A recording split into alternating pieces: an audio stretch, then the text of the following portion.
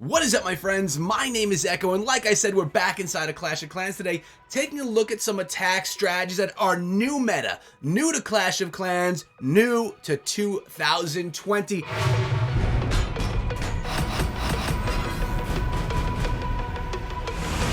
Really excited to bring you guys this video today and tell you about Clash of Clans, where it's going to be in 2020, as well as some of the competitive elements of the game that you guys are going to be able to look forward to. I have a bunch of attack strategies that you guys are going to love in today's video, so stay tuned. Also, make sure you sub the channel and ring the bell for daily Clash of Clans videos. But first, let's talk about the competitive scene in Clash of Clans. So you may notice we are back on the ESL Mobile Open website, sponsored by AT&T. Guys, ESL is back with Season 4 for 2020. There are going to be a whole bunch of live events available for everyone in North America, and this is your opportunity to see some of the top level, some of the best Town Hall 13 attack strategies that are being developed and used for 3 stars in Clash of Clans right now. Head on over to the website right now, check out the rules, check out the details, and sign up so that you can be part of this amazing event. And the finals are going to be live in Los Angeles in March. Maybe even you guys could be part of it. It would be really amazing to see some of my viewers, some of the people that I know from the community, part of this ESL event,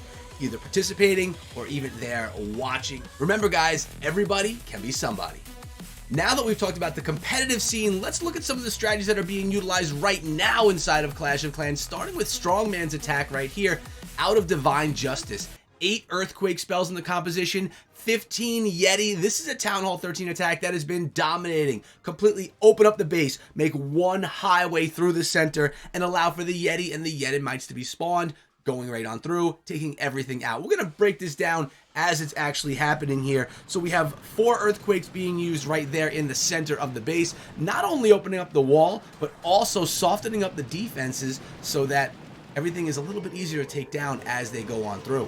Now we have the Yeti starting out with that funnel. We have the Slammer coming in, not the Slammer, it's the Wall Wrecker coming in, and the heroes right behind. So what the Yeti are doing on the outside is creating that funnel. Establish the funnel so the rest of the troops can drive themselves right up into the core of the base.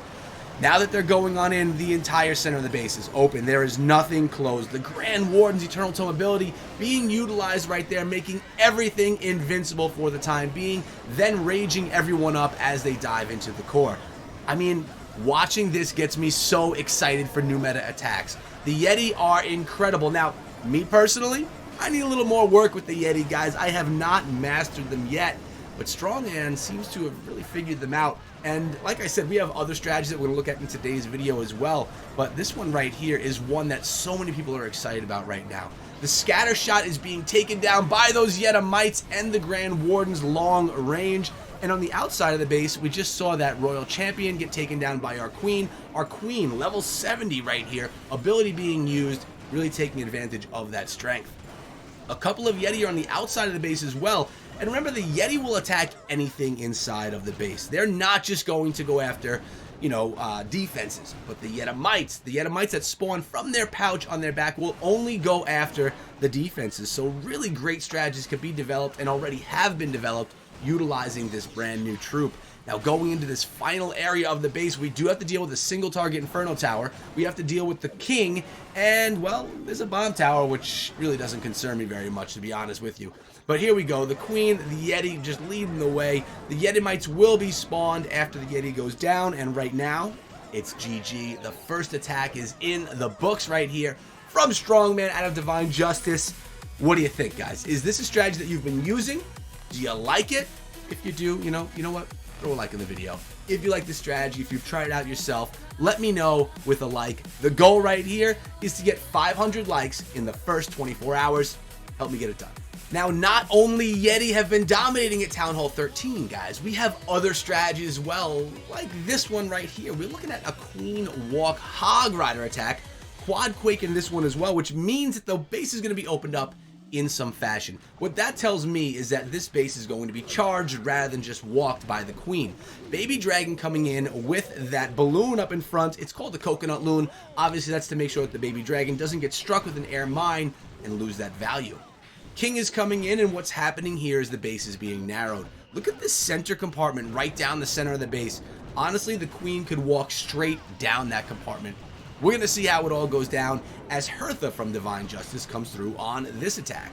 Queen's in right now, and we should be seeing those healers. There they go. Remember, that multi-target Inferno, Queen's going to be able to heal through that all day long. Balloon on top of the multi-target Inferno, that's great, and the Queen is going to deal with the Clan Castle troops that were just lured with help of the poison spell. So far, things are looking fantastic.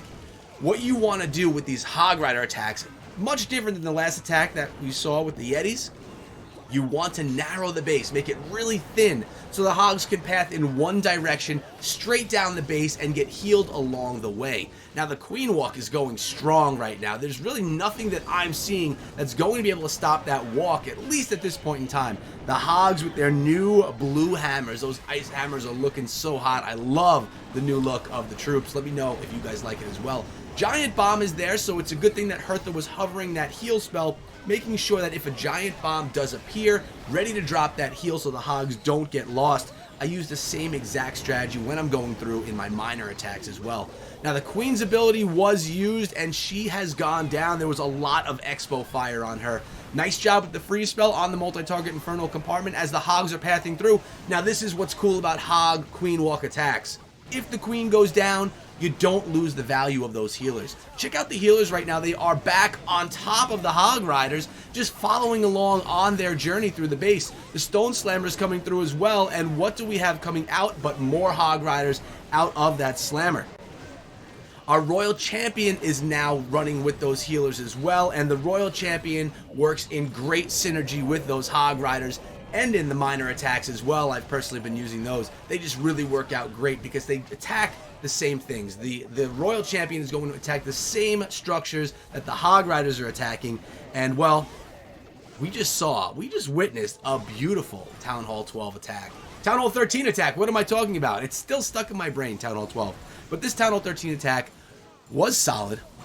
That Royal Champion, my girl's a level 9 right now. I need to get her to level 20. I think that needs to be my next goal inside the game. Get the Royal Champion to level 20 so we can dominate like Hertha, because that was just nasty. Now, Hertha is back with another attack strategy, kind of different from the first two that we saw. It's not a mass Yeti attack. It's not an Octo Quake. It's a Quad Quake on this one. We have the Yeti, but we also have a walk happening here. So what we're seeing here is, in my opinion, a modification of the P.E.K.K.A. Smash. We're going to be looking at a Yeti Smash, starting out with the Grand Warden Walk. We're going to take out a bunch of buildings, funneling down the base, so then the Grand Warden will join up with the Yetis, with all those healers, and they will dive into the base. Now, I love the use of the Siege Barracks right here. It's something that we have not seen a ton of, but that's going to give you a P.E.K.K.A., a whole bunch of wizards, and then whatever troops you actually ask for on the donation. So that Siege Barracks, you know, I haven't seen people taking advantage of it the way I anticipated yet, but I think that new meta things are going to be created. Look right here, as the base is completely gaping, the Town Hall goes down. Grand Warden's ability allowed for everything to just maintain their life. They were invincible as that Gigabomb went down from the Town Hall. Now there's even some Hog Riders along the outside of the base. Healers are going to be with them as well, healing everything as they progress on through. Our Queen's now in the center, working on that Inferno Tower. We have healers. We are out of spells. We have the Queen's ability and the Royal Champion's ability left on this one. There's our final heal spell, and it's dropped, so we're right by that scatter shot, which is great because scatter shot does damage, guys. That thing has that splash damage and the damage beyond, pathing beyond its target.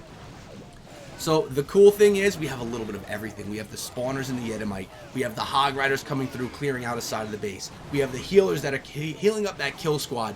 We have the high-level heroes that are just dominant, so make sure you get your farming on as well, guys. But right now, there is nothing left in this base. I think I found my new favorite attack from this video, and that is this one done by Hertha. It was a gorgeous example of a Yeti Smash variation with those Hog Riders, and I love the Siege Barracks in it. It was just a beautiful display of, you know, guys, go try this one out. Give this one a test, do it a bunch in friendly challenges, and you know what? I'm going to do the same thing. And it wouldn't be a video if we didn't still have some P.E.K.K.A. Bobat, because P.E.K.K.A. Bobat is still so strong in the meta inside of Clash of Clans. Cap'n Crunch from Divine Justice on this one, and this strategy has not changed very much since we remember it from Season 3 of the ESL and since 2019, but it's 2020, guys. Things are changing in Clash of Clans, and Clash of Clans is in a better place than it's ever been before, in my opinion. Where in esports, we have a game that is so balanced and really playing so well. I'm all about Clash of Clans right now. Hopefully you guys are as well, and if you're watching this video, I would guess that you probably are. So right now, everything diving into the core of the base, much like we saw on that last attack strategy. Getting the healers going in with the P.E.K.K.A., with the bowlers, with the kill squad. Now on the outside of the base, we have the King's ability being popped, and those barbarians are running and doing some funneling. Towards that town hall goes the wall wrecker, and it does go down. A poison spell in the core of the base. The bowlers are going to help out with any skeletons that may slow down. And here we go. Bats, they're coming on in from the southern side of the base. They're going to path themselves nicely around with 2 heal spells for support. Remember, you need to heal those splash damage defenses such as wizard towers, multi-target inferno towers, and these days, even those scatter shot. Another freeze spell being used on those wizard towers, and one does go down. Whew, that was close right there. Sometimes those bats will path in weird directions. But right now, guys, what I'm seeing is, well, a whole bunch of P.E.K.K.A. left alive, which are slow. So we're kind of relying a little bit here on the bats to go around the base, take out the final defenses, and then clean up everything that's left, along with barbarians, minions, wizards, P.E.K.K.A.s, cleanup troops, everything else that was part of this attack. A really nice one out of Cap'n Crunch, showing that just because new troops come to the game doesn't mean we have to switch everything up and forget our old strategies. Some of them will still last and probably continue on through 2020 and beyond. We're about to witness another triple right here. There it was. Now, let's get back to my home. I want to thank ESL for sponsoring today's video, and I want to urge you guys to check the link in the description of this video so you can get yourself involved. It costs nothing, and all you have on the line is your chance at being the best. Who wouldn't want that opportunity? It's really such a great thing that ESL is doing, and I'm so happy to be part of it. Thank you so much for Divine Justice having me over in the clan today so I can share some of your amazing attacks. Let me know what you guys want to see more. On the channel, we've been doing a lot of Town Hall 9 and 10 content, so I sometimes have to bring some of the 12 and 13 as well, right? We have some live streams coming very soon as well. I've been live streaming multiple times per week, and I'm really excited to be doing even more with you guys. So come on through, sub the channel, hit the bell, so when I do go live, you don't miss it. But I'm out of here for today. I thank you all so much for coming through, and I'll see you back here later on today with another video or live stream. Until then, be good.